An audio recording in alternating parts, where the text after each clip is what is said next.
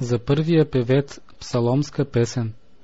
Възкликнете към Бога всички земи, възпейте славата на Неговото име, като го хвалите, хвалете го славно, кажете на Бога, колко са страшни делата ти, поради величието на твоята сила, даже враговете ти ще се преструват пред теб за покорни, цялата земя ще ти се кланя и ще те славослови, ще славословят името ти. Елате и вижте делата на Бога, който мощно действа спрямо човешките синове, превърна морето в суша, пеш преминаха през реката, там се зарадваха в него. Със силата си господства до века, очите му наблюдават народите, бунтовниците нека не превъзнасят себе си. Вие, племена, благославяйте нашия Бог и направете да се чуе гласът на хвалата му, който поддържа в живота душата ни и не оставя да се клатят краката ни, защото Ти, Боже, си ни опитал, изпитал си ни, както се изпитва сребро, въвел си ни в мрежата, сложил си тежък товар на гърба ни, направил си да яздят хора върху главите ни, преминахме през огън и вода, но Ти ни изведе на богато място. Ще вляза в дома Ти с всеизгаряния, ще изпълня пред Теб оброците, които произнесоха устните ми и говориха устата ми в бедствието ми. Всеизгаряния от тлъсти овни ще Ти принеса стамян, ще принеса волове и кози. Елате, слушайте всички, които се боите от Бога, и ще разкажа онова, което е сторил за душата ми. Към Него извиках с устата си, и Той беше възвисен чрез езика ми. Ако в сърцето си бях гледал благоприятно на неправда, Господ не би послушал, но Бог наистина послуша, обърна внимание на молбата ми. Благословен да е Бог, който не отстрани от мен нито молитвата, нито своята милост. За първия певец върху струнни инструменти, псалом, песен. Бог да се смили над нас и да ни благослови, да възсияе с лицето си над нас, за да се познае на земята Твоят път, във всички народи спасението Ти, да Те славословят племената Боже, да Те славословят всички племена, да се веселят и да възклицават народите, защото ще съдиш племената с правда и ще управляваш народите на земята, да Те славословят племената Боже, да Те славословят всички племена. Земята е дала плода си, Бог, нашият Бог ще ни благослови, Бог ще ни благослови и от Него ще се боят всички земни краища. За първия певец Давидов псалом, песен. Нека стане Бог, нека се разпръснат враговете му, нека бягат пред Него онези, които го мразят. Както се издухва дим, така и тях раздухай, както се топи восък пред огъня, така нека погинат нечестивите пред Божието присъствие, а праведните нека се веселят, нека се радват пред Бога. Да, нека тържествуват много. Пейте на Бога, пейте хваление на името Му, пригответе път за онзи, който се носи през пустините. Йехова е името Му и се радвайте пред Него. Баща на сирачетата и защитник на вдовиците е Бог в своето обиталище. Бог настанява в семейство усамотените, извежда в благоденствие затворниците, а бунтовниците живеят в безводна земя. Боже, когато Ти излезе пред народа си, когато ходеше през пустинята, земята се потресе, дори и небесата се разтопиха поради Божието присъствие, самата онази Синайска планина се разтресе при присъствието на Бога, Израилевия Бог. Боже, Ти си изпращал изобилен дъжд за наследството си и в изтощението му Ти си го подкрепял. Войската Ти се настани в него. Ти, Боже, си приготвил от благата си за сиромаха. Господ издава дума за победа. Известителките за нея са голямо множество. Царе с войски бягат ли бягат, а жените, останали вкъщи, делят плячка. Щяхте ли да лежите сред кошарите, когато крилата на гълъбицата са покрити с сребро, а перата и с жълто злато? Когато всесилният разпръсваше царе в тази земя, тя побеля като салмон, когато вали сняг. Божия планина е Васанската планина, висока планина е Васанската планина. Защо завиждате високи островърхи планини на хълма, в който Бог благоволи да обитава? Да, Господ ще обитава там до века. Божиите колесници са 20 000, дори 1000 по 1000. Господ е сред тях в светилището, както беше в Синай. Възлязал си нависоко, пленил си пленници, взел си в дар хора, даже и непокорните, за да обитаваш като Господ Йехова. Благословен да е Господ, който всеки ден носи бремето ни, Бог, който е наш Спасител. Бог е за нас Бог Избавител, и на Господа Йехова принадлежи отърваването от смъртта. Бог ще разцепи главите на враговете си и косматото теме на онзи, който упорства в престъпленията си. Господ каза: ще възвърна от Васан, ще възвърна враговете си от морските дълбочини, за да гази кракът ти кръв и езикът на кучетата ти да има дял от неприятелите ти. Видя се шествието ти, Боже, шествието на моя Бог, на моя цар, към светилището.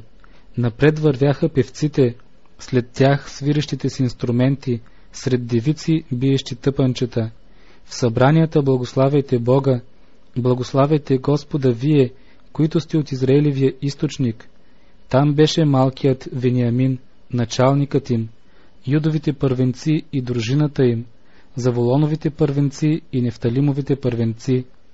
Бог твой ти е отредил сила, укрепи Боже това, което си извършил за нас.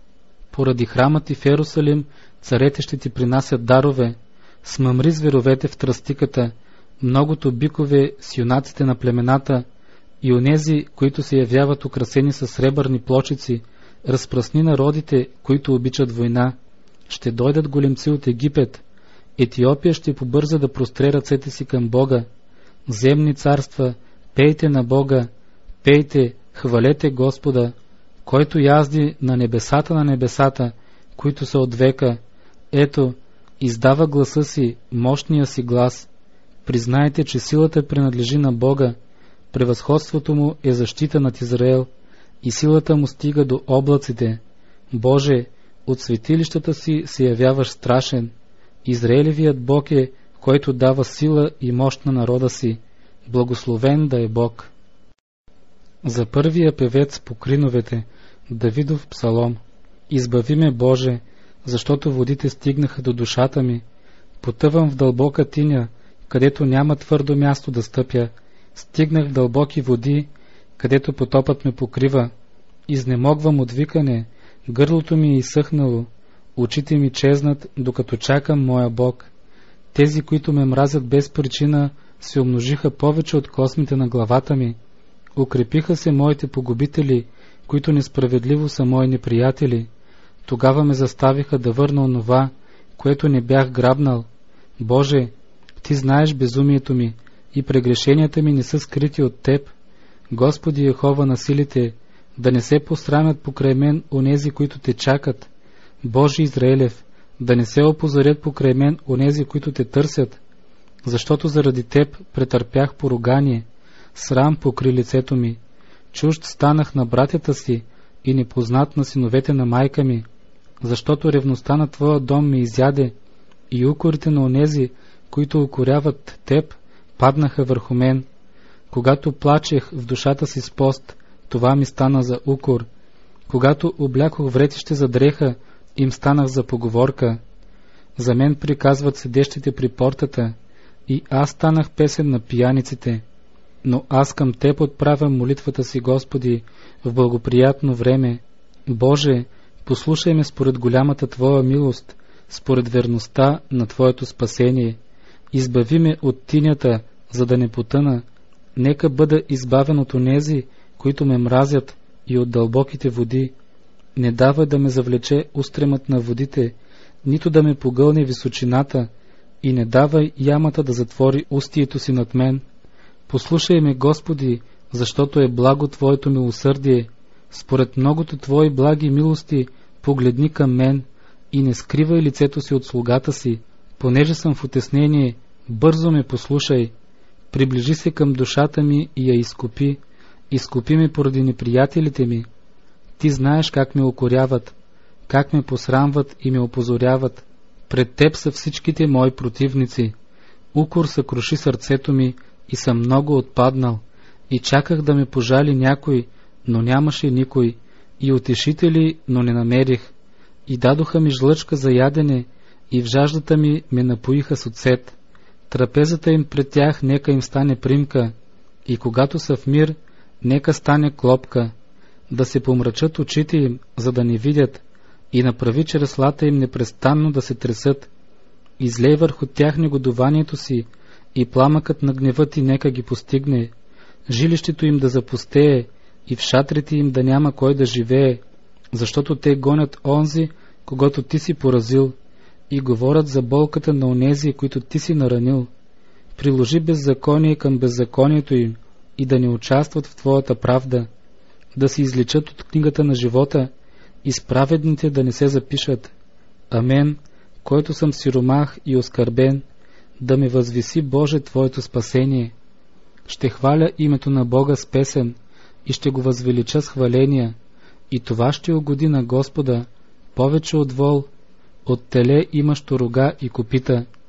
Смирените ще видят и ще се зарадват, и вие, които търсите Бога, вашето сърце ще се съживи, защото Господ слуша немощните и затворниците си не презира. Нека го хвалят небето и земята, моретата и всичко, което се движи в тях, защото Бог ще избави Сион и ще съгради юдовите градове, и народът му ще се засели там и ще го владее. Още и потомството на слугите му ще го наследи, и онези, които обичат името му, ще живеят в него. За първия певец Давидов псалом за спомен. Боже, побързай да ми избавиш. Господи, побързай да ми помогнеш. Нека се посрамят и се смутят онези, които търсят душата ми.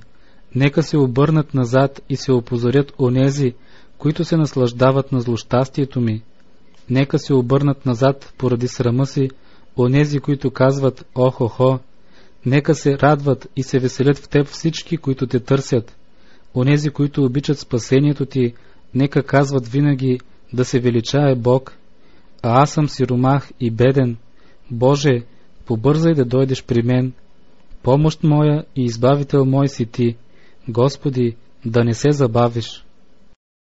Всяка мъдра жена съгражда дома си, а безумната го събаря със собствените си ръце. Който ходи в правотата си, се бои от Господа, а опакият в пътищата си го презира. В устата на безумния има пръчка за гордостта му, а устните на мъдрите ще ги пазят. Където няма волове, яслите са чисти, но в силата на воловете е голямото изобилие. Верният свидетел няма да лъже, а лъжливият свидетел диша лъжи. Присмивателят търси мъдрост и не я намира, а за разумния учението е лесно. Отмени безумния човек, щом си узнал, че той няма разумни устни. Мъдростта на благоразумния е да обмисля пътя си, а глупостта на безумните е да заблуждават. Приносът за грях се присмива на безумните, а между праведните има Божие благоволение. Сърцето познава своята си горест и чужд не участва в неговата радост. Къщата на нечестивите ще бъде съборена, а шатърът на праведните ще благоденства. Има път, който се вижда прав на човека, но краят му е пътища към смърт. Даже и сред смеха сърцето си има болката и краят на веселието е тегота. Развратният по сърце ще се насити от своите пътища, а добрият човек ще се насити от себе си. Простият вярва на всяка дума, а благоразумният внимава добре в стъпките си. Мъдрият се бои и се отклонява от злото, а безумният самонадеяно се хвърля напред. Избухливият човек постъпва несмислено и зломислещият е мразен. Безумните наследяват глупост, а благоразумните се овенчават съзнание. Злите се кланят пред добрите и нечестивите при портите на праведния. Сиромахът е мразен даже от ближния си, а на богатия приятелите са много. Който презира ближния си, съгрешава, а който показва милост към сиромасите, е блажен.